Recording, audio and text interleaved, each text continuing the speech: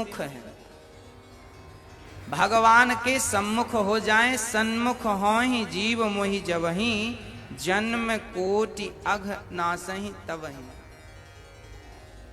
हाँ, जब व्यक्ति भगवान के सन्मुख खड़ा होता है तो भगवान उसे संसार के बंधन से मुक्त कर देते हैं। हमारे लिए भी बंधन तब तक है जब तक है। भगवान के सम्मुख हो जाए, सन्मुख होहि जीव मोहि जबहि, जन्म कोटि अघ नासहि तबहि।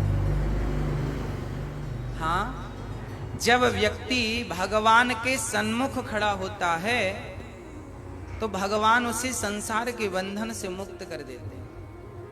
हमारे लिए भी बंधन तब तक है जब तक कि हम भगवान के सन्मुख नहीं हैं। इसलिए हमें भगवान के सम्मुख होना चाहिए। अच्छा, आप भगवान की तरफ मुंह किए हैं कि पीठ किए हैं, आपको पता है? अभी आपने भगवान की तरफ मुंह कर रखा है कि पीठ? हाँ? ऐसे पता नहीं चलेगा। अभी तो ठाकुर जी सामने बैठे हैं और आपने मुंह, अभी तो ठीक चल रहा है कि आपने मुंह कर रखा है। अब हम बता रहे हैं कि कैसे माना जाए कि आपका मुंह भगवान की तरफ है। इसको बहुत गहराई से समझने की जरूरत है। कैसे समझेंगे? अच्छा, ये बताओ कि जब हम सुबह पश्चिम दिशा की तरफ जाते हैं, सुबह जब पश्चिम दिशा की तरफ चलते हैं तो हमारी परछाई हमसे आगे होती है कि पीछे? हाँ, आगे होती है। जब पश्चिम दिशा की तरफ आप चलेंगे सुबह तो आपकी परछाई बिल्कुल आपके सामने होंगी। आप चलेंगे, परछाई आगे आगे चलेंगी। क्यों?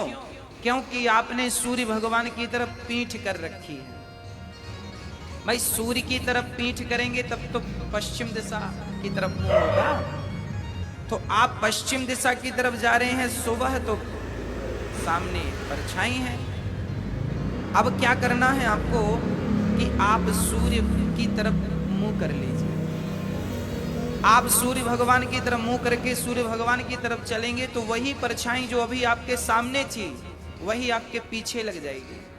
उसी तरह जब जीवात्मा परमात्मा को भूल जाता है तो वो संसार के सुखों की तरफ भागता है। तो वो जितना सुखों की तरफ भागता है, सुख उससे उतना ही दूर भागते हैं जितने की आपसे आपकी परछाई भागती है सुबह पश्चिम दिशा की तरफ चलने पर।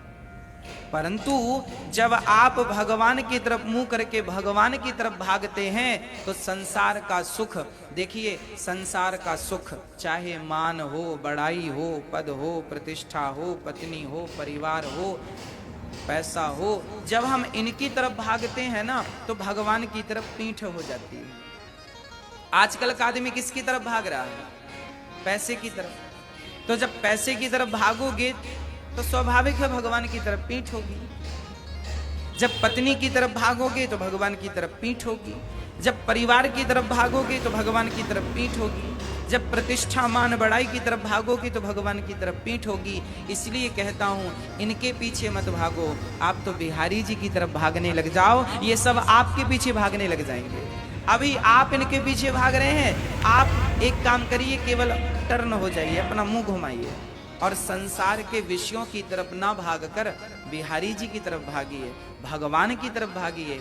जब हम सब भगवान की तरफ भागेंगे तो संसार का सुख हमारी तरफ भागेगा। अभी हम सब परेशान हैं। आप भारत में 135 करोड़ लोग रहते हैं। आप सबसे पूछ लीजिए कौन सुखी? 135 करोड़ में एक बंदा ये नहीं कह सकता कि मैं पूर्ण रूप से सुखी हूं। चाहे वो रिक्शा चलाने वाला हो, चाहे वो करोड़पति, अरबपति और खरबपति क्यों ना हो, सब अपने अपने दुखों से दुखी जरूर हैं। और सबके दुख का एक ही कारण है, क्या? भगवान से विमुखता। यदि हमने भगवान से विमुखता की, अर्थात भगवान से विमुख हो गए तो दुख तो आने ही है। ये लिखा है भगवान के सुंदरकांड में। गोस्वामी जी एक चौपाई लिख रहे हैं जानत हूँ अस स्वामी बिसारी, फिर ही ते काहे न हो ही दुखारी। अरे भगवान को भूल जाओगे तो दुख नहीं मिलेगा। तो आप में से कौन कौन सुख चाहता है? हाथ उठाओ, हाथ उठाओ। सब चाहते हैं। हम सभी चाहते हैं कि हमें सुख मिले। सुख कहां मिलेगा? तुम भागते रहो जमाने में पैसे की तरफ, परिवार की तरफ, सुख मिलने वाला नहीं है। भगवान की तरफ भागो, भगवान की तरफ बढ़ो। जब भगवान की तरफ कदम बढ़ाएंगे तो संसार का सुख अपने आप आपके पीछे लग जाएगा। फिर आप तो उस सुख से परे हो जाएंगे, ऊपर निकल जाएंगे। इसलिए हर प्राणी को, हर व्यक्ति को यदि सुख चाहिए तो उसे भगवान की तरफ चलना चाहिए, भगवान की तरफ मुंह करना चाहिए। अब आप बताओ कि आपका मुंह किसकी तरफ है? भगवान की तरफ है कि संसार की तरफ है? बोलो। अभी तो आप कह रहे थे भगवान की तरफ मुंह है। अब बताओ मुंह किसकी तरफ है? हमारा मुंह अभी ज्यादा संसार की तरफ है, कम भगवान की तरफ है। अब आपको यह करना है कि ज्यादा भगवान की तरफ, कम संसार की तरफ। भगवान से, संसार से 25% जुड़ो, भगवान से 75%। और अभी हमने उल्टा, संसार से तो हम 99% जुड़े हैं, भगवान से केवल 1% जुड़े। तो भगवान को लेकर वसुदेव जी चले तो पांव की बेड़ियां, हथकड़ियां अपने आप खुल गईं, जेल के ताले दरवाजे खुल गए। अर्थात जो ईश्वर को लेकर चलता है उसके लिए तो स्वर्ग के, वैकुंठ के दरवाजे अपने आप खुल जाते हैं, जो भगवान को लेकर के चलता है। आगे जब चले तो क्या हुआ? रिमझिम बारिश भगवान को सिर पे रख के चले ना वसुदेव जी, तो बारिश आने लगी। अर्थात जब परमात्मा को लेकर चलोगे तो बारिश का अर्थ है कृपा। भगवान की कृपा तो बरसनी ही है। और जब आप और आगे चलेंगे तो क्या होगा? यमुना जी में बाढ़ आ गई। मतलब जो भगवान को लेकर चलता है, भक्ति तो बढ़ती ही है यमुना की तरह। आगे यशोदा ने कन्या को जन्म दिया, कृष्ण को रखा, कन्या को उठाए वापस आ गए। अर्थात जो परमात्मा को लेकर, अच्छा भगवान का भजन करोगे तो भजन पहुंचाएगा कहां? आप भगवान का भजन करेंगे तो सबसे पहले आपका सामना धन से होगा। अर्थात जो भगवान से जुड़ता है, जो भगवान की सच्ची भक्ति करता है, उसके रास्ते में धन जरूर आता है। धन मतलब धन, पैसा, पद, प्रतिष्ठा, बहुत धन आता है। यदि, अच्छा धन क्यों आता है? भगवान देखते हैं कि मेरा भगत कच्चा तो कच्चा होगा तो धन में उलझ जाएगा, वो पक्का होगा तो धन में पांव रखता हुआ आगे बढ़ जाएगा। अच्छा मैं आपको बहुत आपके सरल शब्दों में बता दूं कि ये जो संसार का सुख है ये लॉलीपॉप जैसा है। छोटे छोटे बच्चे रोते हैं ना तो माँ क्या पकड़ाती है? लॉलीपॉप पकड़ा देती। ले लॉलीपॉप पा करके वो चुप हो जाता है, चूसने लगता, चबाने लगता है ना। ऐसे ही जैसे माँ ने बच्चे की जिद पर उसे लॉलीपॉप पकड़ा दिया, ऐसे तुम जब भगवान को पाने के लिए चलोगे तो रास्ते में तुम्हें मान बढ़ाई, धन दौलत जो मिलेगा ये लॉलीपॉप की तरह है। परमात्मा ने तुम्हें मान बढ़ाई का लॉलीपॉप पकड़ा दिया और तुम यदि इस लॉलीपॉप में उलझ गए तब तो भगवान तक नहीं पहुंचोगे, और इस लॉलीपॉप पे ना उलझे तो निश्चित भगवान तक जरूर पहुंचोगे। आप ये याद रखिए, कई बार आप क्या कहते हैं, बड़ा पैसा आ रहा है, बड़ी कृपा है भगवान की। नाना बहुत पैसा आए तो समझ लेना भगवान बड़ा वाला लॉलीपॉप पकड़ा रहे हैं तुम्हें।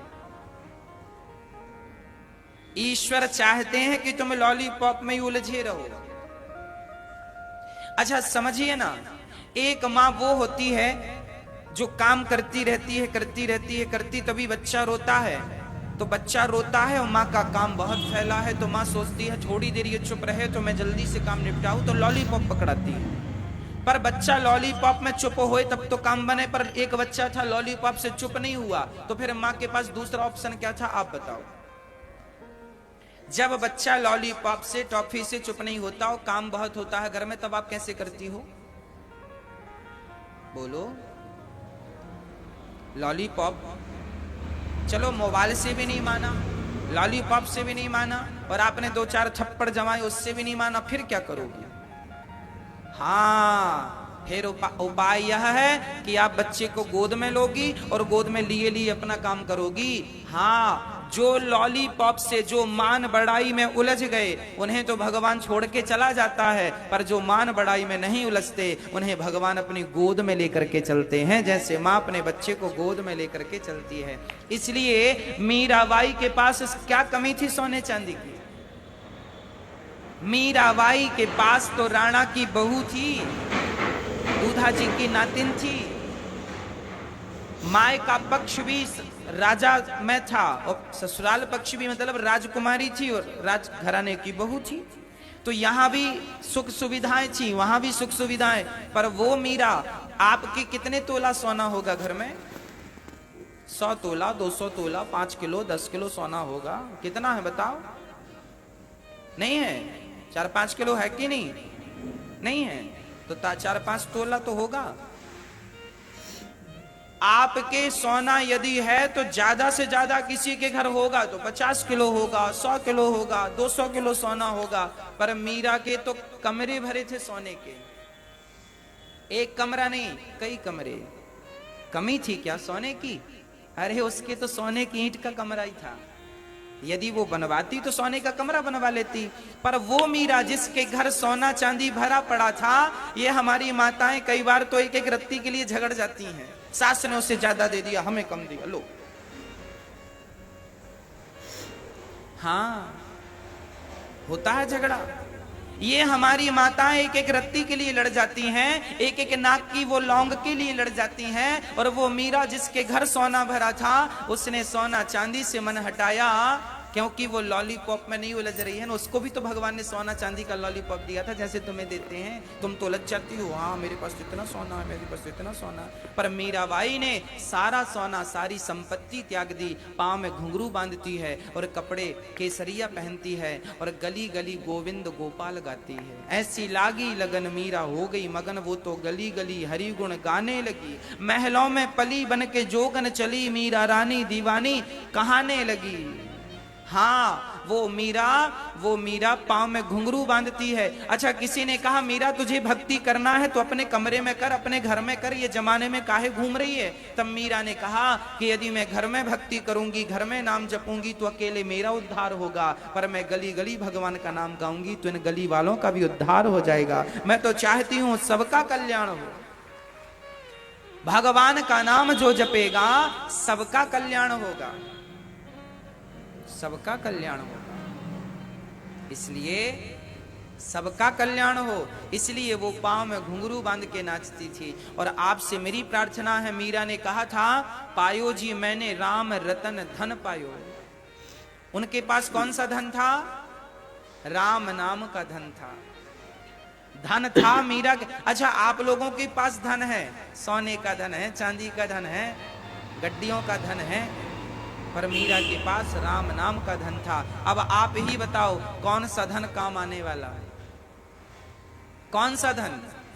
ये तुम्हारे पैसे कौड़ी सब धरे रह जाएंगे कि नहीं। कई बार तो एक मैया मेरे पास आई, गुरुजी बैंक में 1 करोड़ रुपया जमा है मेरे पति का, पति चले गए, उन्होंने नॉमिनी में हमारा नाम लिखना भूल गए, अब बैंक दे नहीं रही है 1 करोड़ रुपया। और नॉमिनी जानते हैं ना, नाम पे आप अपना बैंक का पैसा किसे देना चाहते हैं, लिखना पड़ता है बैंक में, पत्नी को, बच्चों को, उसका नाम लिखना पड़ता है। नॉमिनी लिखना भूल गया, अब वो बेचारी घूम रही है। तो कागज के नोट किसी के काम आने वाले नहीं। तुम्हारी असली संपत्ति है राम नाम का धन। तुम्हारे जो गले के हार वार हैं, ये पांव के माताएं जो पहनती हैं इतना मोटा मोटा चांदी का, ये बहुएं सब बांट लेंगी। पर जो तुम्हारी संपत्ति है ना राम नाम की, वो बहुएं बांटने वाली नहीं है, वो पड़ोसी बांटने वाले नहीं है, उसे कोई पड़ा रहे तो चुराने वाला भी नहीं है। इसलिए मैं आपसे कहता हूं कि 10-20 करोड़ पैसा कमाना तो 1,00,000-2 लाख राम नाम का धन भी कमा लेना, क्योंकि ये बहुत काम आने वाला है। पैसों में ही ना उलझे रहना, राम नाम का धन ही आपका कल्याण करेगा। अब तो कृष्ण पहुंचे गोकुल और वहां योग माया, मैं क्या समझा रहा था कि जब आप भगवान को लेकर चलेंगे तो पहला पड़ाव कहां से मिले, किसके सामने आपका पाला पड़ेगा? धन के सामने। धन में उलझ गए तो फिर उलझ ही गए, फिर सुलझना बड़ा मुश्किल है। हाँ अच्छा, हमारे भगवान के